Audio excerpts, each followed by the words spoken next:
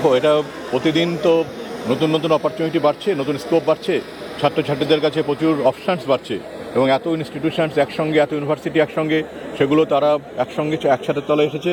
ছাত্রছাত্রীরা তাদের প্রপার প্রোগ্রামটা বেছে নেবে এবং তাদের ডিরেক্টলি তারা ইন্টারাক্ট করবে with the authorities of the different institution universities এবং সেখান থেকে তারা আলটিমেট কী পড়বে, কী পড়তে চায়, তারপরে ভবিষ্যৎ দিশা, ভবিষ্যতে কী করলে তাদের বেটার হবে, after completion of this program তাদের জব অপরচুনিটি কী আছে, তাদের কাছে ফার্দার অ্যাডভান্স এডুকেশন কী হতে পারে এবং তারা কী করতে পারে, সব কিছু তারা দিশা পাবে।